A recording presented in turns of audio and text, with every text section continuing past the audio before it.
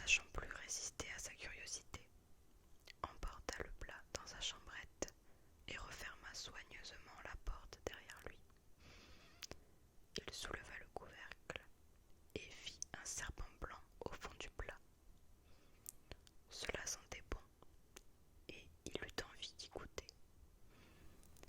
N'y tenant plus, il en coupa un morceau et le porta à sa bouche. Mais, à peine sentit-il le morceau sur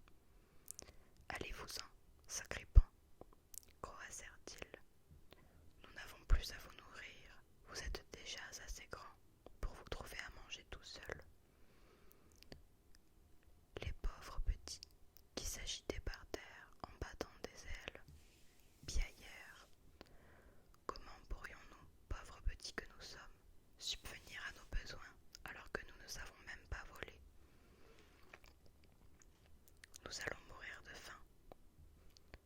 Le jeune homme descendit aussitôt de son cheval, le transperça de son épée et l'abandonna aux jeunes corbeaux pour qu'ils aient de quoi se nourrir. Les petits s'approchèrent et, après s'être rassasiés, crièrent « Nous ne t'oublierons pas et te revaudrons cela un jour. »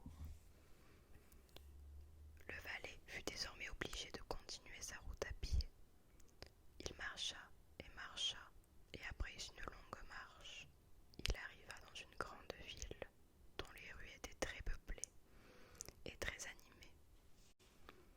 Soudain, un homme arriva à cheval et annonça que l'on cherchait un époux pour la princesse royale, mais que celui qui voudrait l'épouser devrait passer une épreuve difficile et, s'il échouait, il devrait payer de sa vie. De nombreux prétendants s'y étaient déjà essayés, et tous y avaient péri. Mais le jeune homme, lorsqu'il eut l'occasion de voir la princesse, fut si ébloui de sa beauté qu'il en oublia tous les dangers. Il se présenta donc comme un prétendant devant le roi. On l'emmena immédiatement au bord de la mer et en jeta sous ses yeux un anneau d'or dans les vagues. Puis, le roi lui ordonna de ramener l'anneau du fond de la mer et ajouta « Si tu émerges de l'eau sans l'anneau, les vagues te rejetteront sans cesse jusqu'à ce que tu périsses. » Tous plaignirent le jeune homme et s'en allèrent. Seul, debout sur la plage, le valet se demanda ce qu'il allait bien pouvoir faire, lorsqu'il vit soudain 3 poissons s'approcher de lui. C'étaient les poissons auxquels il avait sauvé la vie. Le poisson du milieu portait dans sa gueule un coquillage, qu'il déposa aux pieds du jeune homme. Celui-ci le prit, l'ouvrit et y trouva l'anneau d'or. Heureux, il le porta au roi, se réjouissant d'avance de la récompense. Or, la fille du roi était très orgueilleuse, et, dès qu'elle eut appris que son prétendant n'était pas de son rang, elle le méprisa et exigea qu'il subît une nouvelle épreuve. Elle descendit dans le jardin, et de ses propres mains, elle répandit dans l'herbe 10 sacs de millet. « Tu devras ramasser ce millet, ordonna-t-elle, que ces sacs soient remplis avant le lever du soleil, et pas un seul grain ne doit manquer. » Le jeune homme s'assit dans l'herbe et se demanda comment il allait bien pouvoir s'acquitter de cette nouvelle tâche. Ne trouvant pas de solution, il resta assis en attendant tristement l'aube et la mort. Or, dès que les premiers rayons du soleil éclairèrent le jardin, il vit devant lui les 10 sacs de millet remplis à ras. Ils étaient rangés les uns à côté des autres, et pas un grain ne manquait.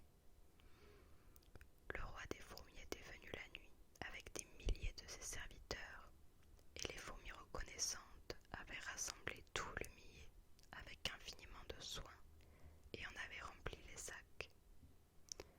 La princesse descendit elle-même dans le jardin et constata avec stupéfaction que son prétendant avait rempli sa tâche. Ne sachant